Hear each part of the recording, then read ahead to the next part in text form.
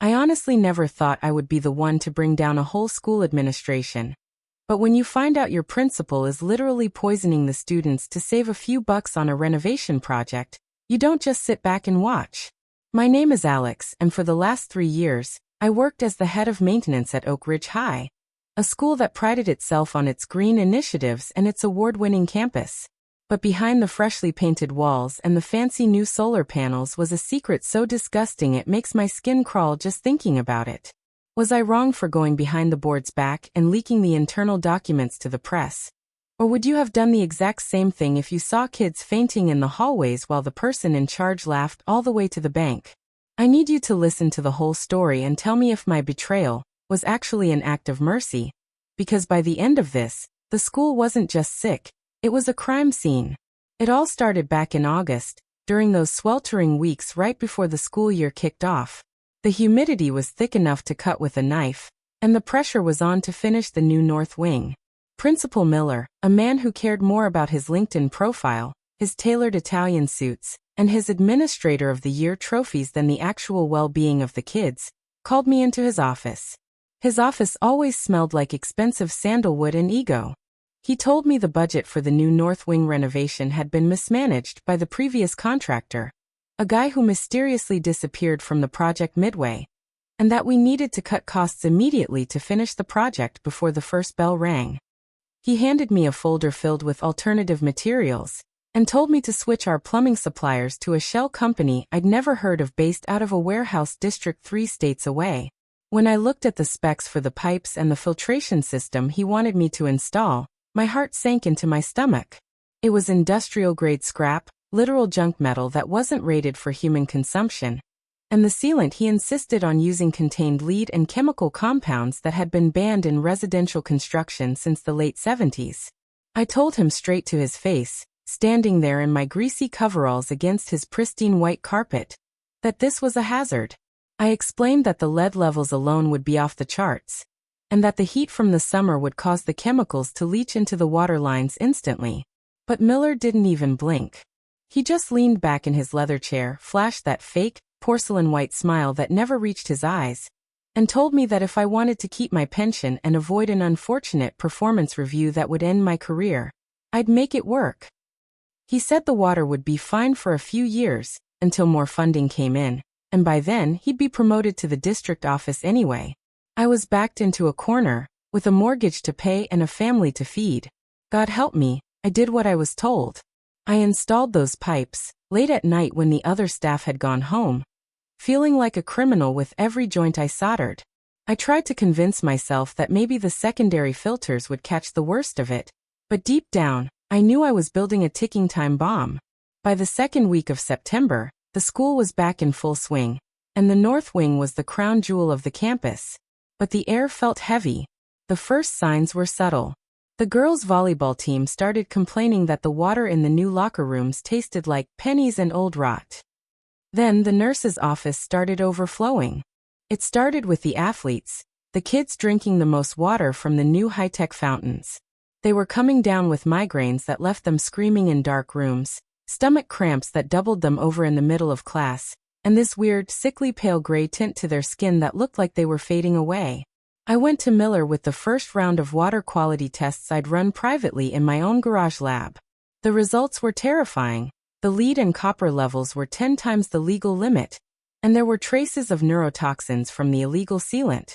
I showed him the report, my hands shaking with rage, and he literally grabbed the paper and fed it into his shredder, while looking me dead in the eye. He told me that if I spoke a word of this to anyone, especially the school board or the parents, he'd frame me for the botched installation, claim I stole the original high-quality materials to sell on the black market, and sue me for every penny I had. I felt like a ghost walking those halls. Every time I saw a thirsty freshman filling up their bottle at one of those poison fountains after gym class, I wanted to scream, to knock the bottle out of their hand. I started secretly taping out-of-order signs on the fountains during my night shifts, but Miller had hired a private security team, his own personal goons, who would rip them down within the hour. He was obsessed with the school looking perfect for the upcoming Regional Excellence Inspection, an event that would guarantee his promotion to superintendent. He didn't care if the kids were suffering as long as the hallways looked shiny and the budget looked efficient. Things took a dark and irreversible turn in October. It was a Tuesday, a day I'll never forget. A girl named Maya, a straight-A student, a track star with a bright future, and one of the kindest kids in the school, was in the middle of a chemistry lab in the North Wing. She took a long drink from the sink at her station, and, less than 10 minutes later, she collapsed. It wasn't just a faint. She went into a violent seizure right there on the linoleum floor. The teacher screamed, the school went into lockdown, and the paramedics had to carry her out on a stretcher while her friends watched in horror. I was standing in the hallway when they wheeled her past, her face gray and her eyes rolled back. The paramedics were whispering about acute chemical poisoning, but by the time the official school report came out that evening, Miller had changed the narrative to heat exhaustion and underlying pre-existing conditions. He even had the audacity to send out a mass email to parents saying the school's water had been tested and cleared by an independent firm. That was the lie that broke me. I knew that independent firm was just another one of his shell companies. I had the evidence sitting in a lockbox under my floorboards at home. The real invoices, the original warnings, and the chemical analysis. I was watching a man destroy lives for a bonus check in a bigger office, and I was the one who had turned the wrench that let the poison flow. The guilt was eating me alive like acid. I couldn't sleep, I couldn't eat, and every time I looked at Miller's smug face on the school's monitors, I saw a monster. I spent my nights documenting everything. The invoices for the illegal pipes, the time-stamped emails where Miller ordered me to ignore the safety protocols, and even secret recordings of him threatening my job. I was preparing for a war, but I knew that if I missed my shot, he wouldn't just fire me. He would bury me so deep I'd never see the light of day. So that's the situation I was in, and I had to make a choice. I was either going to be an accomplice to a mass poisoning that could leave hundreds of children with permanent brain damage, or I was going to be a whistleblower who lost his career, his reputation, and his freedom. I was standing on the edge of a cliff, and Miller was the one trying to push me off. Before I tell you how I finally trapped him, the secret sting operation I ran right under his nose, and what happened when the parents finally found out their children were drinking poison, I want you to pause right now and comment below what you would have done in my shoes. Would you have risked your entire career and your family's future to speak up against a powerful man? Or would you have been too afraid of the consequences to act? I decided that night that I didn't care about the pension anymore. I didn't care about the threats. If I stayed silent, I was just as guilty as he was. I contacted a local investigative journalist named Sarah, who had a reputation for digging up dirt that people wanted buried. We met in a dark corner of a library, and when I showed her the photos of the corroded valves that looked like they had been underwater for 50 years despite being only 2 months old, she turned pale. We hatched a plan. I knew the regional excellence inspection was the following Monday, and Miller had invited the local news stations to cover the triumphant opening of the North Wing. He wanted a grand spectacle.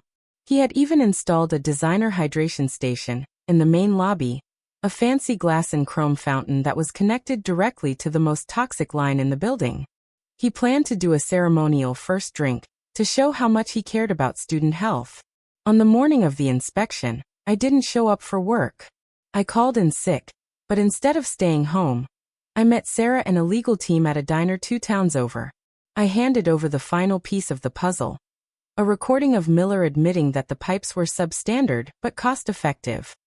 While Miller was busy putting on his $2,000 suit and greeting the board members with that slimy grin, the news story was already hitting the wires. I had also sent a tip to the EPA and the Department of Justice. The climax happened right in the middle of the school assembly. The gym was packed with students, teachers, and local dignitaries.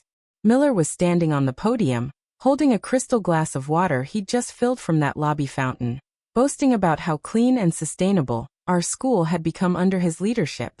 He was mid-sentence, talking about pioneering the future of education, when his phone started buzzing incessantly on the lectern. Then, the board members' phones started going off like a chorus of alarms. The journalist, Sarah, walked right through the main gym doors with a full camera crew and 2 men in windbreakers that had EPA printed in bold yellow letters on the back. The silence that fell over that room was deafening. The look on Miller's face when he saw me walking in behind them, wearing a clean shirt and holding the original blueprints, is something I will cherish until the day I die. It wasn't just fear. It was the look of a man who realized his entire kingdom of lies was collapsing in real time. The EPA team didn't wait for permission. They pushed past the restricted signs Miller had put up and went straight to the basement maintenance room. They took samples right there in front of the cameras. I pointed out the illegal bypass and the counterfeit stamps on the pipes. Within an hour, the excellence ceremony turned into a full-scale riot. Parents who were watching the live stream showed up at the school gates, screaming for Miller's head. They were pulling their kids out of classrooms, crying and checking their fingernails for the telltale signs of lead poisoning. Miller tried to run out the back exit, but the police were already there. He was escorted out in handcuffs while the very students he'd poisoned cheered and booed him. The aftermath was absolute, unmitigated chaos. The school was immediately declared a biohazard zone and shut down for 6 months for a total, floor-to-ceiling plumbing overhaul. It cost the district nearly $15 million. Ironically, about 20 times what Miller had saved by cutting corners. But the money didn't matter compared to the health of the kids. Miller didn't just lose his job. He was hit with 42 felony counts, including reckless endangerment, corporate fraud, and tampering with public records. During the trial, it came out that he'd been taking kickbacks from the scrap metal company to use their materials. He's currently serving a 7-year sentence in a federal facility, and his Administrator of the Year trophies are probably being melted down for scrap. As for me, I lost my job at Oak Ridge, of course, but I didn't lose my soul. The whistleblower protections and the public outcry kept me from being prosecuted, and I ended up getting a job with a high-end environmental safety firm. Maya, the girl who collapsed, eventually made a full recovery after months of intensive chelation therapy. Her family won a massive settlement that will pay for her medical school, and then some. The school is open again now, with real, certified copper pipes and a filtration system that is monitored 24/7 by an independent board. They even named the new fountain area the Transparency Plaza. It's a bit on the nose, but every time I pass by, I know that the water coming out of those taps is safe for every single kid who drinks it. In the end, I learned that doing the right thing isn't always quiet or easy, and it certainly isn't cheap. Sometimes, to save the people you care about, you have to be the one to break the system from the inside. Corruption thrives in the dark, in the silence of people who are just doing their jobs. All it takes is one person with a flashlight, or in my case a wrench, a recording device, and the guts to say no, to expose the rot. If you've ever felt like you were the only one seeing the truth while everyone else was being lied to, just know that your voice has more power than any crooked principal or corrupt board. Like this video if you were on my side and think Miller got exactly what he deserved for what he did to those kids. Don't forget to subscribe for more stories like this where the bad guys finally get their comeuppance and justice is served. Share your final thoughts on this whole mess in the comments section. Did I wait too long to speak up? Or did I time it perfectly to make sure he couldn't escape? I'll see you all in the next story.